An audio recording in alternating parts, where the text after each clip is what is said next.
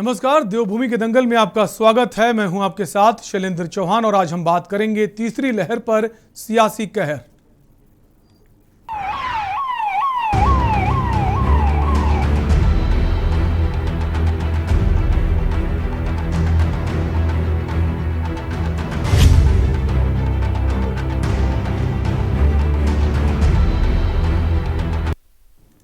प्रदेश में एक ओर जहां कोरोना से हालात नियंत्रित होते जा रहे हैं, तो वहीं दूसरी ओर तीसरी लहर की आशंका बढ़ती जा रही है, जिसको देखते हुए राज्य सरकार द्वारा लगातार अलर्ट मोड पर रहकर तैयारियां की जा रही। वहीं दूसरी ओर नियंत्रित होते हालात को देखते हुए राज्य सरकार ने कक्षा 9वीं से 12वीं तक के छात्रों के स्कूलों को खोलने की अनुमति दे दी है। लेकिन इन सबके बीच सरकार की तैयारियों को लेकर विपक्ष ने सवाल खड़े करते हुए सरकार को आड़े हाथों लेना शुरू कर दिया है। इसी पर चर्चा करेंगे, उससे पहले ये रिपोर्ट देखिए।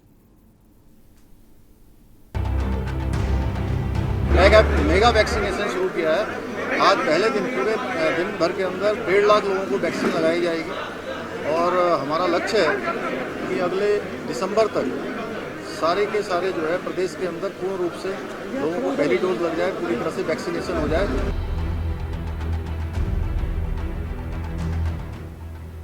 देश भर के साथ साथ उत्तराखंड राज्य में भी कोरोना संक्रमित का ग्राफ तेजी से नीचे आ रहा है। नियंत्रण होते हालातों को देखते हुए अब राज्य सरकार ने कोविड कर्फ्यू में भी काफी हद तक रियायत दे दी है। राज्य सरकार द्वारा जहां एक ओर वैक्सीनेशन अभियान तेजी से चलाया जा रहा है, तो दूसरी ओर प्रदेशों में स्कूलों को भी खोल दिया गया है। लेकिन वहीं इन सब के बीच विपक्षी पार्टियां लगातार सरकार को आड़े हाथों लेते हुए सरकार की तैयारियों पर सवाल खड़े कर रही हैं। कांग्रेस का कहना है कि आज प्रदेश में 60% महिला एवं बाल रोग विशेषज्ञ डॉक्टर नहीं है, जबकि विशेषज्ञ द्वारा बताया जा चुका है कि तीसरी लहर बच्चों के लिए काफी घातक साबित हो सकती है और ऐसे में सरकार अपनी तैयारियों का बखान करने में लगी हुई है। वहीं कांग्रेस के जवाब में स्वास्थ्य मंत्री डॉक्टर धन सिंह रावत ने अपनी प्रतिक्रिया देते हुए कहा कि स्वास्थ्य विभाग द्वारा तीसरी लहर से लड़ने के लिए 24 घंटे काम किया जा रहा है और इसी को ध्यान में रखते हुए जल्द ही 400 डॉक्टर की नियुक्तियां राज्य सरकार करने जा रही है।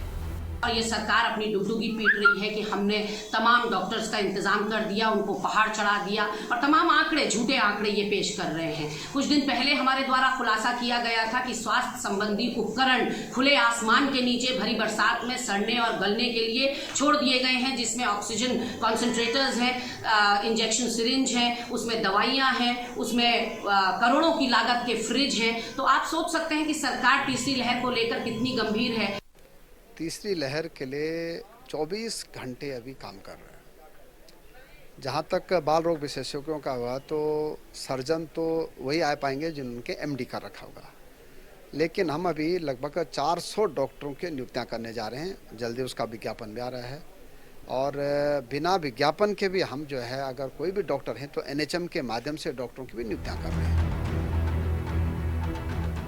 तीसरी लहर को लेकर सरकार की तैयारियों पर जहां कांग्रेस ने सरकार पर सवाल खड़े करने शुरू कर दिए हैं, तो वहीं अब आम आदमी पार्टी भी सरकार पर जमकर हमला बोल रही है। आप पार्टी का कहना है सरकार के मंत्रियों ने माना है कि दूसरी लहर के दौरान सरकार की तैयारियां पूरी नहीं थी, जिसके चलते प्रदेश में दूसरी लहर के दौरान काफी लोगों की जानें गईं और ऐसे में अब तीसरी लहर जिस तरह से बच्चों के लिए काफी खतरनाक बताई जा रही है, इसको देखते हुए सरकार को स्पष्ट करना होगा कि बच्चों को लेकर क्या विशेष इंतजाम किए गए हैं। जब विशेषज्ञ तीसरी लहर में ये बता रहे हैं कि इसका सबसे बड़ा प्रभाव बच्चों पर पड़ेगा, तो ऐसे में सरकार इंफ्रास्ट्रक्चर और स्टाफ को लेकर क्या कर रही है, ये सरकार को बताना चाहिए। प्रदेश भर में तीसरी लहर की आशंका तेज होती जा रही है। ऐसे में सरकार भी तीसरी लहर से लड़ने के लिए लगातार तेजी से काम कर रही है। एक ओर जहां स्कूलों को खोल दिया गया है, तो दूसरी ओर वैक्सीनेशन अभियान तेजी से चलाया जा रहा है। लेकिन इन सब के बीच सवाल ये खड़ा होता है कि तीसरी लहर जिस तरह से बच्चों के लिए घातक बताई जा रही है और जब प्रदेश के जिलों में महिला एवं बाल रोग विशेषज्ञ डॉक्टर ही नहीं होंगे, तो राज्य सरकार तीसरी लहर से लड़ने में कैसे सफल साबित हो पाएगी। देहरादून से के न्यूज इंडिया के लिए अशोक कुमार की रिपोर्ट।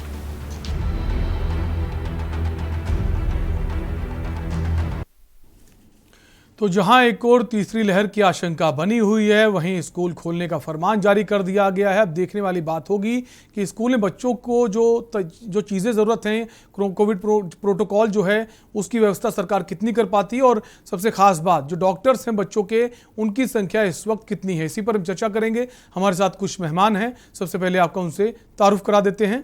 हमारे साथ सुनीता विद्यार्थी हैं, बीजेपी नेता हैं। मैम, स्वागत है आपका। हमारे साथ मनीष खंडवाल हैं, हरिद्वार कांग्रेस नेता हैं। सर, आपका भी स्वागत है। और हमारे साथ संजय भट्ट हैं, आम आदमी पार्टी के प्रवक्ता हैं। सर, आपका स्वागत है। और हमारे साथ डॉक्टर अशंक एरन हैं। सर, आपका भी बहुत बहुत स्वागत है। सबसे पहले सुनीता जी, जो फरमान जारी कर दिया गया है स्कूल खोलने का, कैसा लगता है? क्या इस वक्त स्कूल खोलना सही था, जहां एक तरफ जो ये कहा जा रहा है कि अगस्त और सितंबर में जो पीक होगा बहुत ज़्यादा होगा, क्या और इंतज़ार नहीं किया जा सकता था?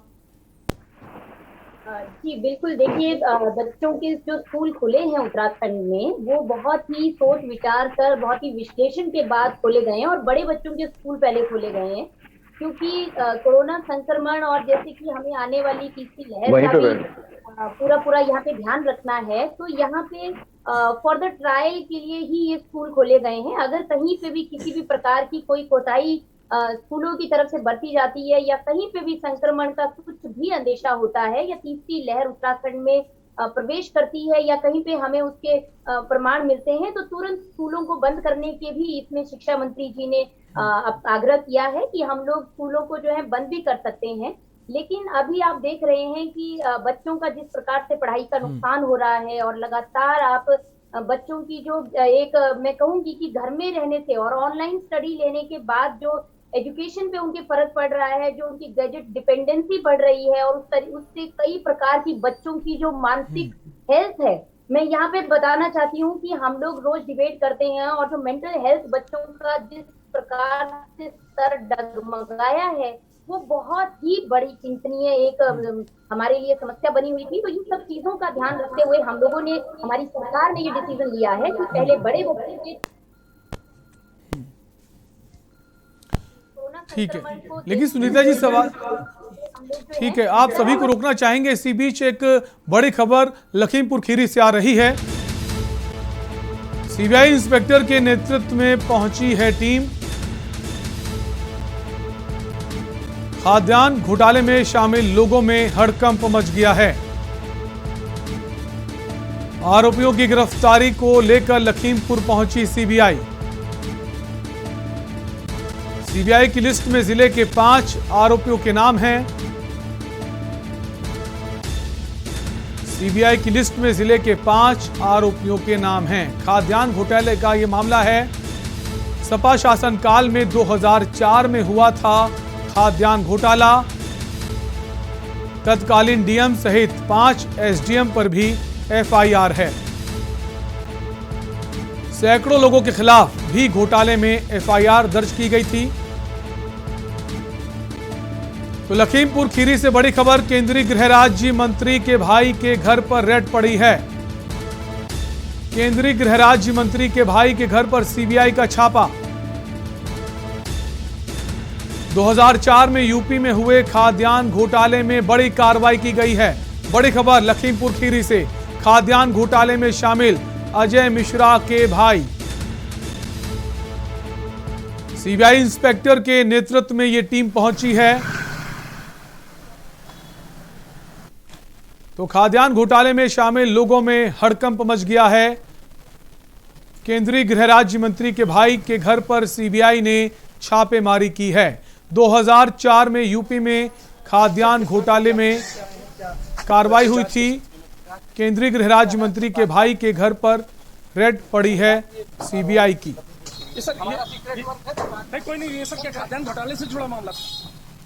बड़ी खबर आपको लखीमपुर खीरी से बता रहे हैं, जहां सीबीआई की टीम ने छापेमारी की है। 2004 में उत्तर प्रदेश में एक बड़ा खाद्यान्न घोटाला हुआ था, उसमें लखीमपुर का नाम भी शामिल था, और उसमें जो जब जांच हुई थी उसमें यहाँ के तत्कालीन जिलाधिकारी सहित कई यहाँ पर एसडीएम जो मौजूदा थे उनको वो जांच में शामिल हुए थे, वो नामित हुए थे। इसके अलावा यहाँ पे जो खाद्यान्न का काम करने वाले लोग थे वो भी नामित हुए थे, आरोपित हुए थे। उनकी गिरफ्तारी को लेकर आज सीबीआई लखीमपुर पहुंची है। इस वक्त मैं खड़ा हूँ, यहाँ जो सांसद हैं जो मौजूदा वक्त में अजय मिश्र तेली जी, उनके भाई के घर पर छापा है, सीबीआई टीम अंदर है। अब देखते हैं अंदर से निकलती है तो क्या यहाँ पर क्या गिरफ्तारी के लिए आई है या क्या उसका मकसद है, उससे बात करते हैं। कहीं ना कहीं एक बार फिर जो खाद्यान्न घोटाले का जिन था वो निकल कर बाहर आया है और उसको लेकर यहाँ पे लखीमपुर में जो इस रैकेट में शामिल थे उनमें हड़कंप दिखाई दे रही है। लखीमपुर से के न्यूज़ के लिए आमिर रजा। पर आपको बता रहे हैं, केंद्रीय गृह राज्य मंत्री के भाई के घर पर सीबीआई ने छापा मारा है। खाद्यान्न घोटाले का मामला है। 2004 में ये घोटाला हुआ था। और इसी खबर पर ज्यादा जानकारी के लिए हमारे संवाददाता लखीमपुर खीरी से आमिर रजा जुड़ गए हैं। आमिर, और क्या जानकारी आपके पास? जी, आपको बता दें कि 2004 में खाद्यान्न घोटाला हुआ था, उसमें लखीमपुर का नाम भी शामिल था और लखीमपुर में लगभग 2000 करोड़ रुपए के घोटाले का मामला सामने आया था। बताते हैं कि इस घोटाले में जो खाद्यान्न आया था गरीबों के लिए, उसको यहाँ पर जो खाद्यान्न माफिया था वो अधिकारियों के संरक्षण में, अधिकारियों की मिली भगत से उसको हजम कर गए थे। उसके बाद यहाँ पर जब यहाँ पर जिलाधिकारी वीणा जी उनके द्वारा इस मामले को उठाया गया था और उसके बाद इस मामले में FIR हुई थी। इसकी लंबी जांच हुई थी 2004 से लगातार इसमें जांच पड़ताल चली आ रही है। इस मामले को बाद में सीबीआई को सौंपा गया था। सीबीआई को सौंपने के बाद यहाँ पर दर्जनों जो तत्कालीन जिलाधिकारी थे और यहाँ पर जो 5 एसडीएम थे, इसके अलावा जो तहसील में अधिकारी थे, इनको यहाँ पर नामित किया गया था, आरोपित किया गया था। उसके बाद लगातार इसकी जांच चल रही है। आमिर, जो केंद्रीय गृह राज्य मंत्री के भाई हैं, उनकी क्या भूमिका है इस पूरे मामले पर? कुछ जानकारी आपके पास? हम आपको बता दें तो यहाँ पे प्रमुख खाद्यान्न जो माफियाओं का नाम शामिल आया था, उसमें इनका नाम शामिल था यहाँ पर। और उसी कड़ी में लगातार इनकी गिरफ्तारी, इनकी जो है पेशियां लग रही थी। ठीक है, शुक्रिया आमिर। तमाम जानकारी के लिए। बड़ी खबर आपको लखीमपुर खीरी से बता रहे हैं। खाद्यान्न घोटाले के मामले में केंद्रीय गृह राज्य मंत्री के भाई के घर पर रेड पड़ी है।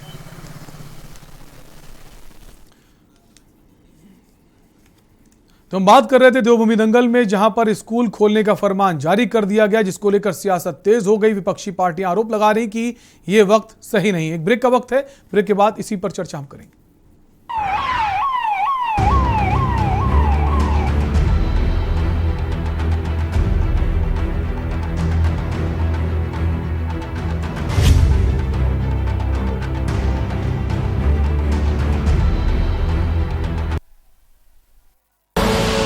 आप देख रहे हैं के न्यूज, खबरों का सारथी।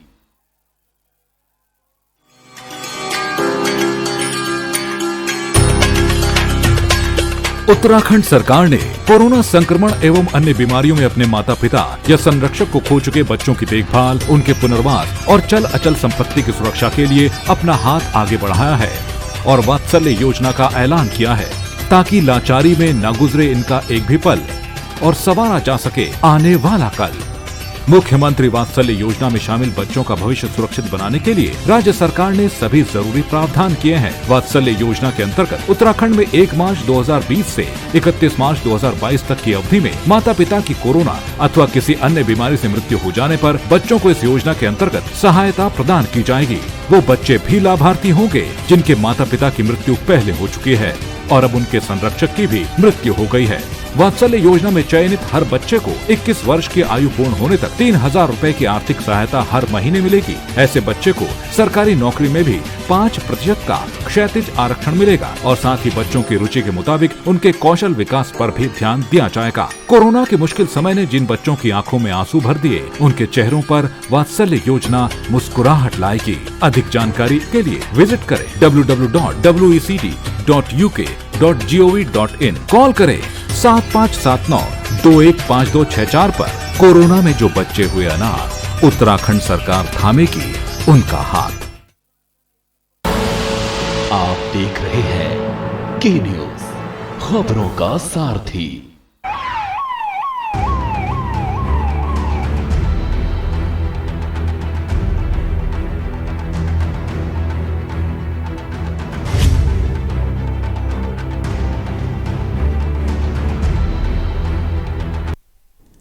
ब्रेक के बाद एक बार फिर आपका स्वागत है। आप देख रहे हैं देवभूमि का दंगल, जहां हम बात कर रहे हैं उत्तराखंड सरकार ने बच्चों के स्कूल खोलने का फरमान जारी कर दिया है, जिसको लेकर सियासत भी तेज हो गई है।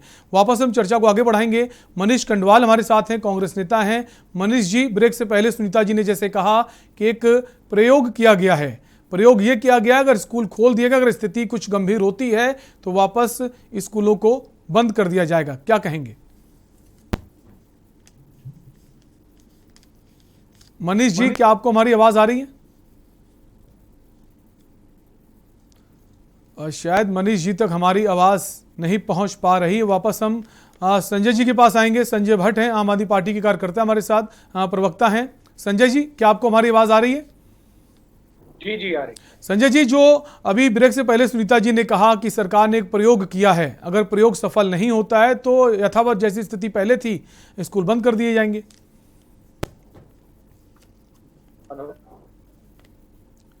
संजय जी, क्या आपने हमारा सवाल सुना? जी।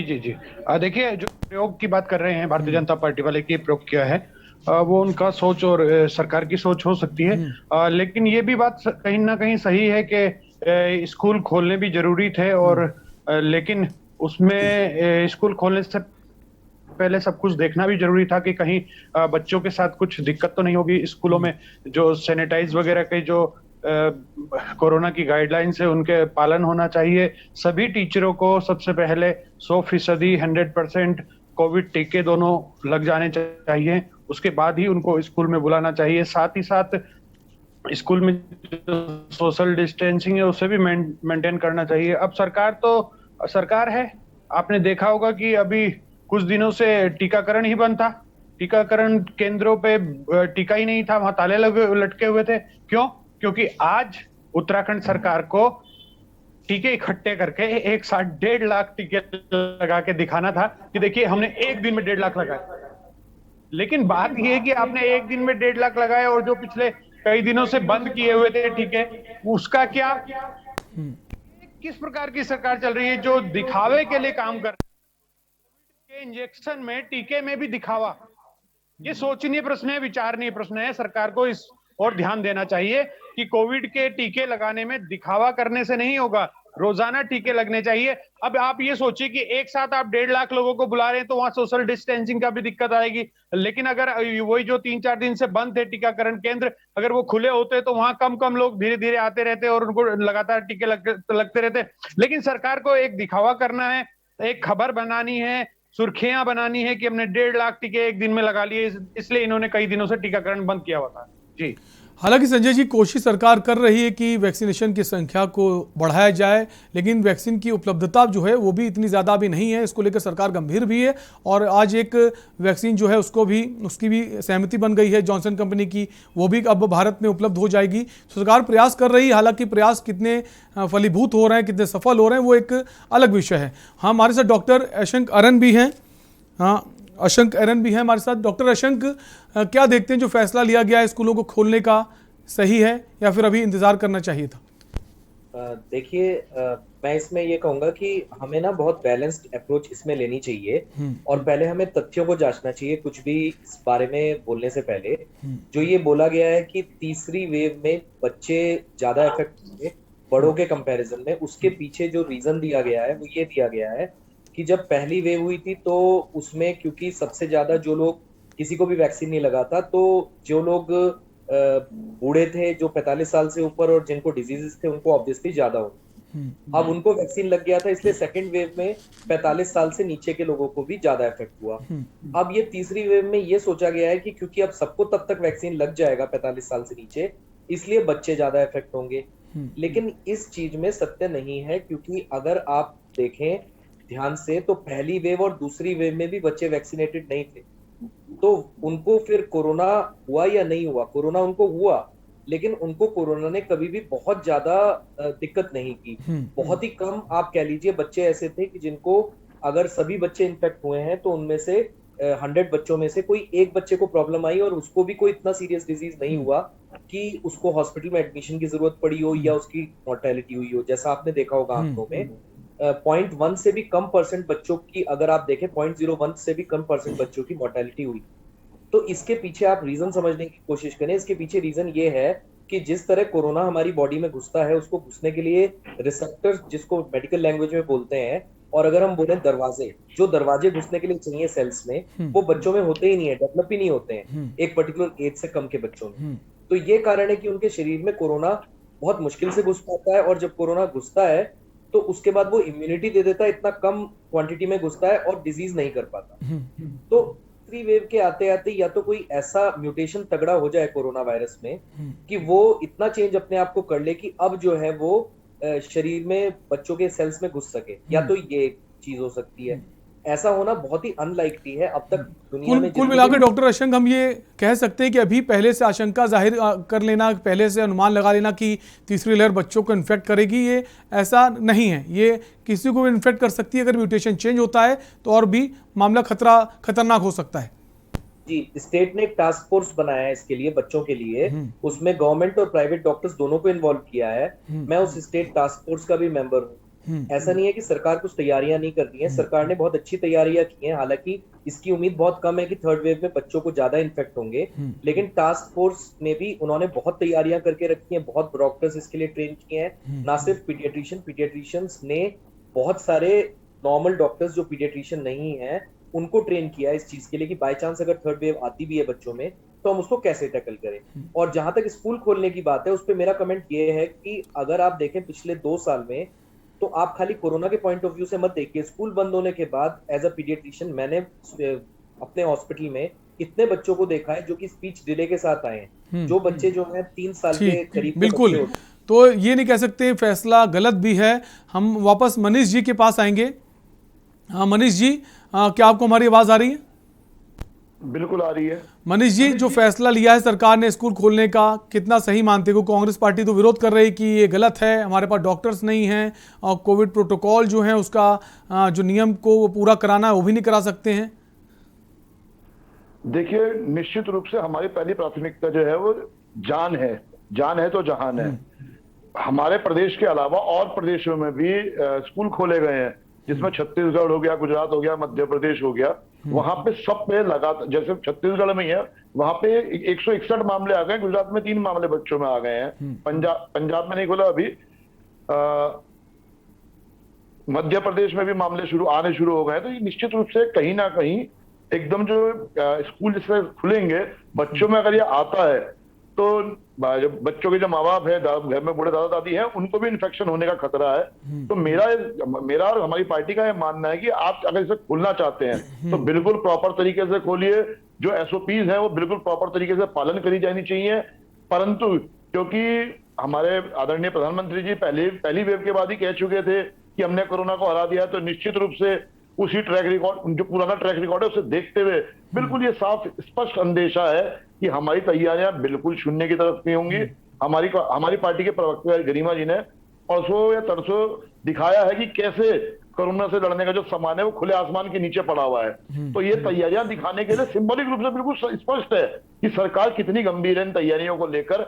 और उससे बिल्कुल स्पष्ट पता लग गया है कि जो करोड़ों रुपए के सामान अगर एक मैदान में पड़ा हुआ सड़ रहा है तो वह दिखाता है कि माल खरीदने में तो इंटरेस्ट है कि फटाफट माल खरीद लो, क्योंकि उसमें सेटिंग गेटिंग का भी चलता है मामला। पर उसको इंस्टॉल करना, उसे सही जगह पे रखना, सही जगह पे ना रख पाना, ये दिखाता है कि सरकार कितनी तेजी से काम कर रही है कोरोना से बचने के लिए। जैसे डॉक्टर साहब कह रहे हैं कि वो उस कमेटी में है, तो मैं नहीं समझ पा रहा हूं कि स्कूल खोलने की जल्दी क्या है। क्योंकि बच्चे अगर इन्फेक्ट हुए तो उनके इन्फेक्शन से पूरा परिवार हिल जाएगा और सबको खतरा बढ़ जाएगा। वैसे भी पिछले 1 हफ्ते में लगातार जो आ रहा है कि मामले धीरे धीरे करके बढ़ना शुरू हो गए। लेकिन मनीष जी, लेकिन अब सुनीता जी ने कहा ना कि ये प्रयोग किया गया है, अगर प्रयोग सफल नहीं होता है वापस स्कूल बंद कर दिए जाएंगे। इसमें इतना हो हल्ला मचाने की जरूरत क्या है? निश्चित रूप से वापस स्कूल बंद कर दिए जाएंगे, बात बिल्कुल ठीक है। परंतु उसकी एवज में उसको देखने के लिए क्या हम अपने घरों के बच्चों को स्कूल भेजने के लिए तैयार है? मैं बिल्कुल पिता होने के नाते मैं बिल्कुल तैयार नहीं अपने बच्चों को भेजने के लिए। 1 साल भी खराब हो जाएगा, कोई बात नहीं, कोई आफत नहीं आने वाली उस चीज से। तो मैं अपने बच्चे की जान को जोखिम में डालकर मैं नहीं भेजूंगा स्कूल। और माँ बाप भी कम से कम पेरेंट्स की राय ले लीजिए। बिल्कुल, पेरेंट्स की ये आपने एक अहम बात कही कि पेरेंट्स की राय लेना बहुत ज़रूरी है। अगर पेरेंट्स अनुमति देते हैं, परमिशन देते हैं, तो आप बच्चों को स्कूल बुला सकते हैं। सुनीता जी, जैसे मनीष जी ने कहा कि पेरेंट्स की राय जो है, क्या आप लोगों ने पेरेंट्स की राय ली है कि वो बच्चों को स्कूल भेजना चाहते हैं, या फिर फरमान जारी कर दिया गया स्कूल आना है और फिर आपको स्कूल भेजना ही होगा? जी, मैं देखिए यहाँ पे मनीष भाई ने जो चिंता जाहिर करी, मैं उनके समर्थन में ये बात कहूंगी कि बिल्कुल पेरेंट्स जो है निश्चित रूप से चिंतित हैं और सभी लोग चिंतित हैं। लेकिन मैं यहाँ पे थोड़ा सा ये बताना चाहूंगी कि हमारी राज्य सरकार ने एसओपी जारी करते हुए सभी प्रोटोकॉल्स को फॉलो करने के सख्त निर्देश स्कूलों को दिए गए हैं। और यहाँ पे सोशल डिस्टेंसिंग से लेके ऑनलाइन ऑफलाइन सभी चीजों का प्रावधान है। पेरेंट्स के पास पूरा विकल्प है कि वो ऑनलाइन भी शिक्षा ले सकते हैं और ऑफलाइन भी ले सकते हैं। जो पेरेंट्स अपनी स्वेच्छा से बच्चे चाहते हैं, ऑफलाइन स्टडी एजुकेशन लेना चाहते हैं, वो बच्चे स्कूल आए। और जिनको नहीं तसल्ली है या जो चाहते हैं कि हमारे बच्चों के साथ में किसी प्रकार की कोई अव्यवस्था ना हो जाए, तो वो ऑनलाइन भी शिक्षा ग्रहण कर सकते हैं। तो हमने देखिए प्रॉपर तरीके से हर एक इंतजाम करके जो है ये निर्णय लिया है और ये प्रयोग नहीं किया गया। भाई साहब, मैं आपको यहाँ पे थोड़ा सा इस शब्द को करेक्ट कर देती हूँ कि प्रयोग नहीं है। प्रयोग, देखिए प्रयोग फेल भी हो सकता है, पास भी हो सकता है। हमारा ये सुनीता जी, शब्द आप ही के थे, अभी थोड़ी देर पहले आप ही ने कहा था प्रयोग किया गया है, नहीं है। तो इसका दूसरे अन्य दल जो है अन्य उसमें ना इसका अर्थ समझ लें। देखिए अभी जो हमारे पास डॉक्टर साहब यहाँ पे बैठे हुए हैं और डेली ये केसेस आ रहे हैं, जिस तरीके से बच्चों की गैजेट डिपेंडेंसी बढ़ी है और बच्चों की जो बीमारियां हैं वो उनपे हावी हुई हैं। तो ये सारी चीजें, दूसरी बात ये है कि पेरेंट्स, जितने भी हमारे एनजीओज हैं, जितने भी एक्सपर्ट हैं, जो भी हमारे पीडियाट्रिक्स हैं, सभी लोगों की एक्सपर्ट की राय लेकर हम इस निर्णय पे आए हैं। लेकिन उसके बाद भी आज जैसे जिस प्रकार से बच्चों का ये था कि मॉल खुल गए हैं, इंस्टीट्यूशन खुल गए हैं, लोगों की ये बहुत ज्यादा अपील थी कि बच्चे सब जगह घूम रहे हैं, मार्केट खोल दिया आपने, सभी चीजें आपने सभी प्रत्येक वर्ग में जो है आपने ओपन करना शुरू कर दिया है। तो स्कूल क्यों नहीं? क्योंकि हमारे बच्चे जो है वो ऑनलाइन स्टडी से इफेक्ट हो रहे हैं। और देखिए, आप ऑनलाइन स्टडी कर सकते हैं लेकिन अच्छी एजुकेशन प्राप्त नहीं कर सकते हैं, इस चीज को हम सभी जानते हैं। अब मैं आती हूँ आप पर, और यहाँ पे एक चीज और छोटी सी मैं जोड़ देती हूँ कि देखिए जिस प्रकार से डॉक्टर अशंक जी ने बोला कि फर्स्ट वेव और सेकेंड वेव में बच्चे ज्यादा प्रभावित नहीं हुए और रीजन था कि एक पर्टिकुलर एज के नीचे जो है बच्चे इफेक्ट नहीं होंगे, लेकिन उसके बावजूद भी बच्चे कोरोना पीड़ित हुए। और मैं यहाँ पे बताना चाहूंगी, मेरे खुद के दोनों बेटे, जो एक 7 साल का और 9 साल का है, उनको जब हम लोगों को कोरोना हुआ तो उनको भी बुखार आए। तो ऐसी परिस्थितियां रही, लेकिन क्या है कि 4 दिन बाद 5 दिन बाद जो है बच्चे नॉर्मल हो गए। तो यही, जैसे डॉक्टर अशंक जी ने बहुत अच्छी बात कही कि थर्ड वेव जो है वो हम इसलिए आशंका है कि भाई जिस प्रकार से लोग वैक्सीनेटेड हो रहे हैं, हमने 45+ अभियान को हमें 51% आज जो है दोनों डोज में डोज लगा दी है। आपको यहाँ बताना चाहूंगी 18+ जो हमारा अभियान चला उसमें भी हमने डबल डोज में 20%, मोर देन 20% लोगों को हमने डबल डोज दे दी है। अब बच्चों का जहाँ तक सवाल आता है, बिल्कुल प्रयोग बिल्कुल नहीं किया है। हम सभी कहीं पे भी ऐसा किसी भी स्कूल से या कहीं से भी ये खबर आती है तो तुरंत इस पे एक्शन होगा। क्योंकि देखिए हम सभी लोग जितने भी है, चाहे वो पीढ़ी तीसरी है, दूसरी है, या हमारी आने वाली जनरेशन है, या हमारे जो बच्चे हैं, सबके लिए बच्चे ही सब कुछ होते हैं और इन्हीं के लिए हम सब कुछ कर रहे हैं। तो हम कहीं नहीं चाहेंगे कि कहीं पे भी जो है असुविधा का सामना हमारे बच्चों को करना पड़े। तो इसीलिए हमने स्ट्रिक्ट एसओपी को जारी किया है, उसकी गाइडलाइंस फॉलो करने के लिए निर्देश दिए हैं और साथ में ही बच्चों को भी ये हिदायत दी है, स्कूल टीचर्स को भी फ्रंट लाइन वॉरियर्स की तरह उन्हें वैक्सीनेट किया है सभी स्कूलों में जहां पे ये स्कूल ओपन हुए हैं। और यहाँ पे जो सुनीता जी, जैसा आप कह रही हैं प्रयोग नहीं है, अगर किसी स्कूल में केसेस आते हैं बच्चों के पॉजिटिविटी के, तो उस दौरान क्या करेंगे? स्कूल बंद नहीं करेंगे आप?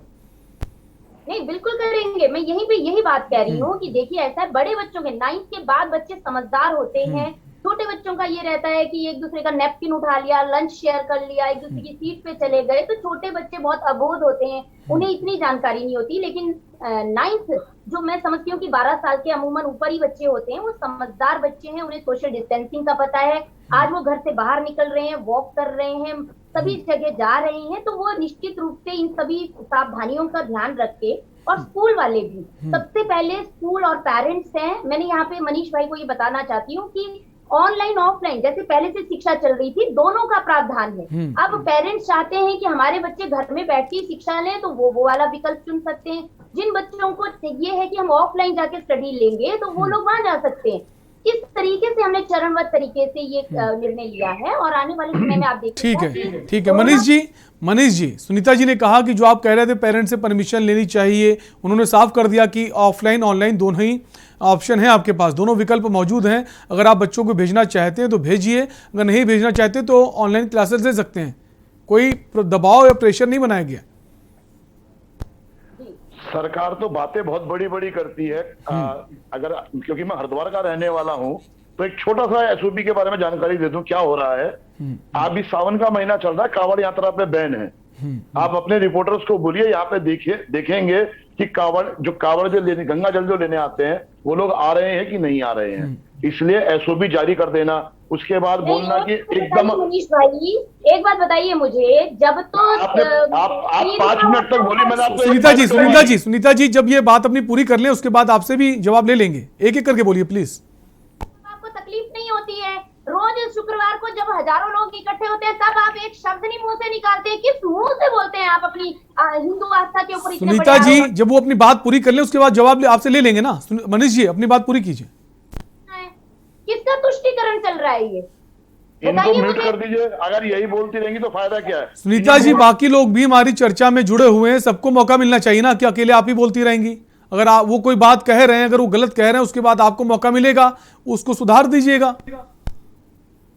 बिल्कुल, देखिए हमने कहा है तो सुनीता जी रुक जाइए, 2 मिनट रुक जाइए, उनको अपनी बात पूरी कर लेने दीजिए, उसके बाद आप आपके पास आएंगे। मनीष जी आप अपनी बात पूरी कीजिए।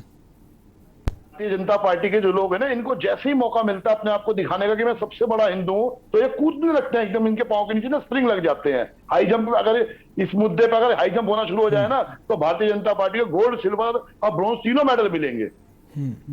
सुनने का धैर्य रखिए, अगर आप सुनेंगे तो ठीक है, उधर मत जाइए, व्यक्तिगत टिप्पणी मत करिए किसी पार्टी पे। आप अपनी बात कहिए, आप कैसे देख रहे हैं, क्योंकि परमिशन की बात, दबाव तो किसी पर भी नहीं है। आप स्कूल भेजिए ना भेजिए, क्या कहेंगे इस पर? विशेष के लिए नहीं कह रहा, पूरी पार्टी के लिए कह रहा था। इनका कूदना दर्शाता है ये चीज ना। तो मैं उस टाइम जो बिल्कुल स्पष्ट कहना चाहता, मेरा जो अंदेशा है, मैं उसको अंदेशे को, क्योंकि इन्होंने एसओपी उसके लिए भी जारी करी हुई है कांवड़ मेले के लिए, उसके बाद भी यहाँ पे घूम रहे हैं लोग बाग। आप ऋषिकेश में नीलकंठ रोड पे चले जाइए, आपको दिख जाएंगे घूमते हुए। अब मैं हिंदू हूं, इस बात का सर्टिफिकेट मैं इनसे तो लूंगा नहीं, परंतु मैं जो बताना चाह रहा था कि आपकी एसओपी जारी होने के बाद अगर ये हालत है, तो यही अगर हमारे स्कूल में बच्चों के साथ हुआ तो फिर क्या करिएगा? आप जिम्मेदारी लेंगी या वहां पे भी बैठ के हिंदू मुस्लिम करेंगी? जो गंगा में लाशें तैरी है वो हिंदुओं की थी या मुसलमानों की थी? किसकी लाशें तैरी थी? क्या आप बता सकती हैं इस बात को? जो गंगा में लाशें दफनाई गई हैं, कुल मिलाकर मनीष जी आपका ये कहना है जो एसओपी बनाई जाती है, जारी की जाती है, उसका पालन नहीं होता, ये आपका कहना है? स्कूल में जो एसओपी बनाई गई उसका पालन हो पाएगा नहीं हो पाएगा, ये सवाल है ना आपका? ठीक है सुनीता जी आपके पास आएंगे। मनीष जी का कहना है कि जो एसओपी बनाई जाती है, अगर बात करें, सावन चल रहा है, लोग लगातार मंदिरों में जा रहे हैं, काफ़ी सारी संख्या में लोग मौजूद हैं और एसओपी का खुलेआम उल्लंघन किया जा रहा है। स्कूल के लिए जो एसओपी बनाई गई है, क्या उसका पालन हो पाएगा? एक सवाल। जानती है, आप जनता को भ्रमित नहीं कर सकते हैं।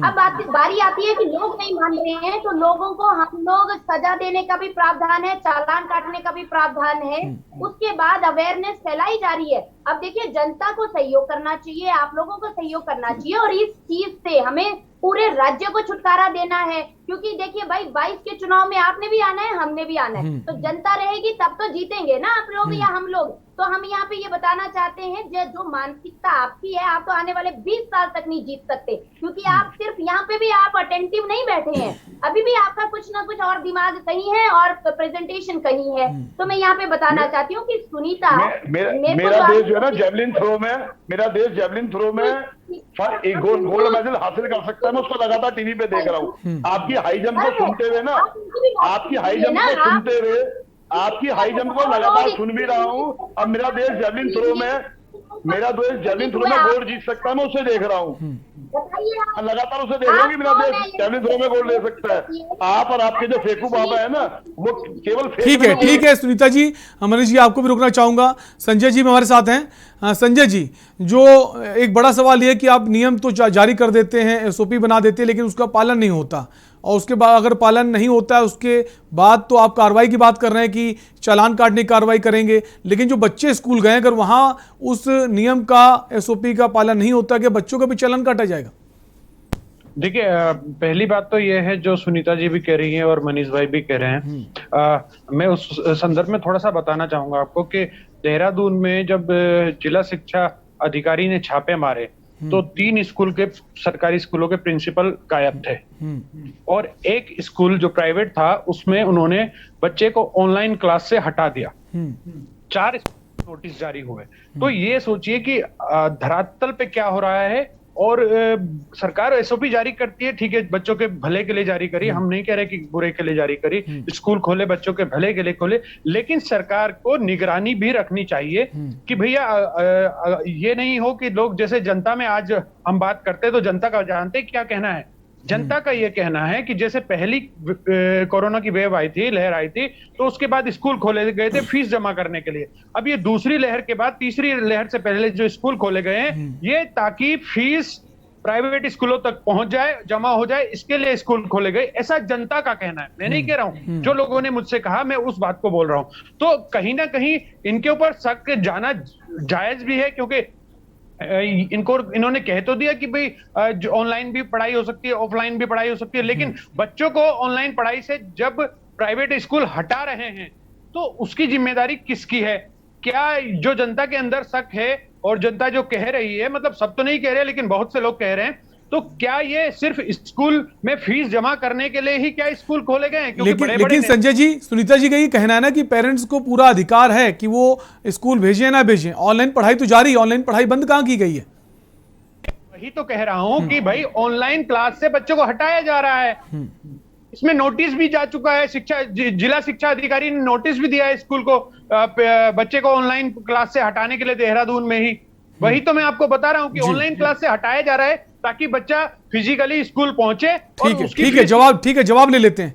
सुनीता जी, संजय जी का कहना है कि ऑनलाइन क्लासेस से बच्चे हटाए जा रहे हैं, और अभी आप कह रहे हैं ऑनलाइन ऑफलाइन दोनों विकल्प हैं, तो किसे हम सही समझें? देखिए, आप पार्टी जिस प्रकार से भ्रामक हमेशा जो अपने बयान देती है और फिर उन्हीं में फंस जाती है। मुझे तो पहले ये बताइए कौन से जिलाधिकारी ने ये निर्णय लिया। दूसरी बात ये है, देहरादून जिला शिक्षा अधिकारी, जिलाधिकारी नहीं कहा मैंने मैडम, मैंने जिलाधिकारी नहीं कहा, जिला शिक्षा अधिकारी देहरादून। स्कूल का नाम कहोगे तो मैं वो भी बता दूंगा, क्योंकि स्कूल एक प्राइवेट है, मैं उसका नाम इस मंच पे नहीं लेना चाहता हूं, मुझे स्कूल का नाम भी पता है जिसको नोटिस गया है। नहीं, क्यों लें किसी प्राइवेट स्कूल का, किसी नहीं। संजय जी, अगर आपके पास तथ्य मौजूद हैं और इस तरह का अगर फैसला है तो आप नाम ले सकते हैं, कोई आपत्ति नहीं है। तथ्य मेरे पास क्या मौजूद है? सरकारी अधिकारी हैं, जिला शिक्षा अधिकारी, उन्होंने नोटिस जारी किया है। ग्रेस एकेडमी नाम है स्कूल का, देहरादून में देहरादून की ग्रेस एकेडमी है, और जिला शिक्षा अधिकारी जो सरकारी अधिकारी हैं उन्होंने नोटिस जारी किया। मैंने थोड़ी ना नोटिस जारी किया, जो मेरे पास तथ्य या मैं खुलासा कर रहा हूं, ये तो सरकारी काम है, ये तो सरकारी काम है। और दूसरा, ठीक है सुनीता जी, हाँ, स्कूल का नाम भी बता दिया है और जिला शिक्षा अधिकारी बता दिया है जिन्होंने नोटिस जारी किया है। तो क्या अब ऐसा भी होगा कि जहां पे एक तरफ बोल रहे हैं ऑफलाइन ऑनलाइन दोनों विकल्प हैं, लेकिन ऑनलाइन क्लासेस से बच्चों को जब हटाया जाएगा तो बच्चे फिर मजबूरन स्कूल आएंगे ना? देखिए, ऐसा है, मैं यहाँ पे ये बात क्लियर कर देना चाहती हूँ कि हमें तो इस प्रकार की कोई जानकारी नहीं है, और आज इन्होंने आपके चैनल के माध्यम से अगर ये बात रखी है तो हम इससे और आगे अपने माध्यम से जो है आगे बात पहुंचाएंगे। क्योंकि और ट्यूशन फीस की जहां तक ये भाई साहब बात कर रहे हैं, जो टीचर्स वहां पे अपने फ्रंट लाइन वर्कर्स की तरह जा रहे हैं और पढ़ा रहे हैं, क्या आप उनको फीस नहीं देंगे? वो कैसे अपने बच्चों को पालेंगे? उनके ऊपर भी जिम्मेदारियां हैं, तभी तो वो टीचिंग कर रहे हैं। ठीक है सुनीता जी, समय कम है, आखिरी सवाल डॉक्टर अशंक से ले लेते हैं। डॉक्टर अशंक, जैसा कहा जाता है एसओपी जारी कर दी जाती है, लेकिन उसका पालन जो है वो कराना भी एक बड़ी जिम्मेदारी, क्या उसके लिए एक निगरानी समिति नहीं बनानी चाहिए जो मॉनिटरिंग करती रहे कि जो नियम बनाए गए उनका पालन हो रहा है स्कूलों में? जी बिल्कुल बनानी चाहिए, लेकिन मैं इसमें ये कहूंगा कि सरकार ने एक स्टेट टास्क फोर्स बनाया है बच्चों के डॉक्टर्स का, जो मैंने आपको पहले भी कहा था। उसमें प्राइवेट और सरकारी दोनों डॉक्टर्स को रखा है, मैं उसका मेंबर हूँ। उसमें पूरी तैयारी इस चीज के लिए ही कर रहे हैं हम कि अगर कोई थर्ड वेव में बच्चे इन्फेक्ट होते हैं तो उसको किस तरह टैकल किया जाए। और हमने बहुत सारे अब तक नॉन पीडियाट्रिशियंस यानी कि नॉर्मल डॉक्टर्स को, एमबीबीएस डॉक्टर्स को भी ट्रेनिंग दी है।